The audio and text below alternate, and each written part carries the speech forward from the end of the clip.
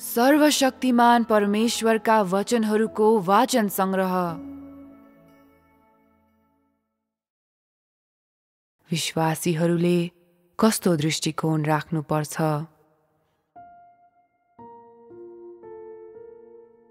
मानिसले परमेश्वरलाई विश्वास गर्न थालेदेखि उसले के उपलब्धि प्राप्त गरेको छ?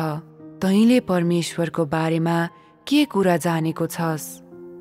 परमेश्वरमा विश्वास गरेको कारण तँ कति हदसम्म परिवर्तन भएको छस्? आज तिमीहरू सबैलाई के कुरा थाहा छ भने मानिसले प्राणको मुक्तिको लागि र देहको हितको लागि मात्रै परमेश्वरमा विश्वास गर्दैन, न त प्रेमिलो परमेश्वरद्वारा आफ्नो जीवन समृद्ध पार्न र त्यस्तै इत्यादि कुरा प्राप्त गर्नका लागि मात्रै उसले विश्वास गर्छ।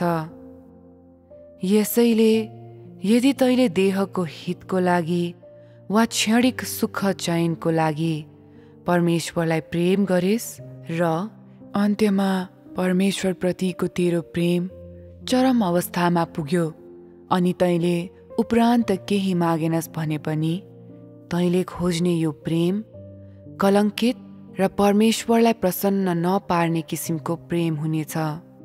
आफ्नो सुस्त किसिमको अस्तित्वलाई समृद्ध बनाउन र आफ्नो हृदयको रिक्ततालाई भर्नको लागि परमेश्वरको प्रेमलाई प्रयोग गर्ने मानिसहरू जीवनको सहजताको लागि लालच गर्ने मानिसहरू हुन्।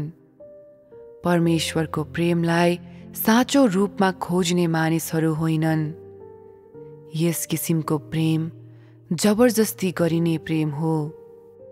यो मानसिक आनन्दको खोजी मात्रै हो र परमेश्वरलाई यसको कुनै आवश्यकता पर्दैन।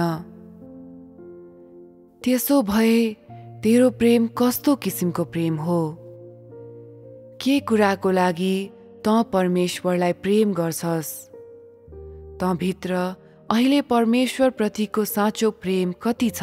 तिमीहरूमध्ये धेरैको प्रेम यसभन्दा पहिले उल्लेख गरिएको किसिमको प्रेम नै हो। त्यस किसिमको प्रेमले वर्तमान स्थितिलाई मात्रै कायम राख्न सक्छ। यसले कुनै पनि स्थायित्व प्राप्त गर्न सक्दैन, न त यसले मानिसमा जरा नै लगाउन सक्छ। यस किसिमको प्रेम फुलेर पनि फल नफलाइ ओइलाएर जाने फूल जस्तो हो। अर्को शब्दमा भन्दा तैँले परमेश्वरलाई यस किसिमले प्रेम गरिसकेको छस् र तँलाई अगाडि बाटोमा डोर्याउने कोही पनि छैन भने तँ पतन भएर जानेछस्। यदि तैँले परमेश्वर प्रेमिलो हुनुभएको समयमा मात्रै परमेश्वरलाई प्रेम गर्छस् तर त्यसपछि तेरो जीवन स्वभाव परिवर्तन हुँदैन भने त अन्धकारको प्रभावको कफनबाट बाहिर निस्केर आउने अवस्थामा रहने छैनस्। त शैतानको बन्धन र यसको चलाकीहरूलाई तोड्न नसक्ने अवस्थामा रहनेछस्। यस किसिमको कुनै पनि व्यक्तिलाई परमेश्वरले प्राप्त गर्नुहुने छैन। आखिरमा तिनीहरूको आत्मा, प्राण र शरीर शैतानको हातमा पर्नेछ। यसको बारेमा कुनै शङ्का हुन सक्दैन। परमेश्वरले पूर्ण रूपमा प्राप्त गर्न नसक्ने मानिसहरू तिनीहरूको सुरुको अवस्थामा नै फर्कनेछन्, अर्थात् शैतानको हातमा फर्कनेछन् र तिनीहरू परमेश्वरको अर्को चरणको दण्ड भोग्नका लागि आगो र गन्धकको खाडलमा पर्नेछन्। परमेश्वरले प्राप्त गरेका मानिसहरू तिनीहरू नै हुन् जसले शैतानलाई त्यागेका छन् र त्यसको अधिकार क्षेत्रबाट उम्केका छन्। तिनीहरूलाई आधिकारिक रूपमा नै परमेश्वरको राज्यका मानिसहरूका बीचमा थपिन्छ। यसरी राज्यका मानिसहरूको निर्माण हुन्छ। के तँ यस किसिमको व्यक्ति बन्न इच्छुक छस्? के तँ परमेश्वरद्वारा प्राप्त गरिन चाहन्छस्? के तँ शैतानको अधिकार क्षेत्रबाट निस्केर परमेश्वर कहाँ फर्केर आउन चाहन्छस्? तँ अहिले शैतानको स्वामित्वमा छस् कि राज्यका मानिसहरू मध्येका एक होस्? यस्ता कुराहरू पहिले नै स्पष्ट हुनुपर्छ र यसको लागि कुनै थप व्याख्याको आवश्यकता पर्दैन। विगतमा धेरैले ठूला ठूला अभिलाषाहरू र धारणाहरूको खोजी गरे। तिनीहरूले आफ्नै आशाको परिणाम स्वरूप तिनको खोजी गरे। केही क्षणको लागि हामी त्यस किसिमका कुराहरूलाई पन्छ्याएर राखौं। अहिले हाम्रो लागि प्रमुख महत्त्वको विषय भनेको परमेश्वरको अघि सामान्य अवस्था कायम गर्न र शैतानको प्रभावका बन्धनहरूबाट बिस्तारै स्वतन्त्र हुँदै जानको लागि तिमीहरू प्रत्येकलाई सक्षम गर्ने किसिमको अभ्यास पत्ता लगाउनु हो, ताकि तँलाई परमेश्वरले प्राप्त गर्न सक्नु भएको होस् र परमेश्वरले तँलाई आज्ञा गर्नु भए अनुसारको जीवन तैँले जिउन सकेको होस्। यसरी मात्रै तैँले परमेश्वरका अभिप्रायहरूलाई पूरा गर्न सक्नेछस्।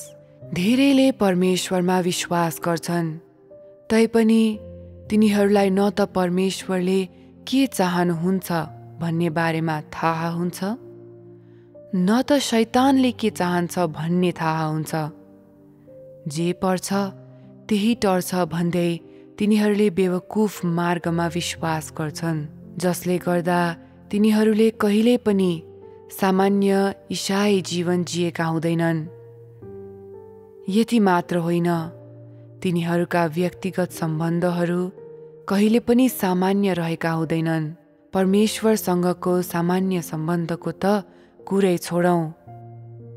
यसबाट हामीले के कुरा देख्न सक्छौं भने मानिसको कठिनाई र कमजोरीहरू अनि परमेश्वरको इच्छालाई बाधा दिन सक्ने अन्य तत्त्वहरू धेरै नै छन्।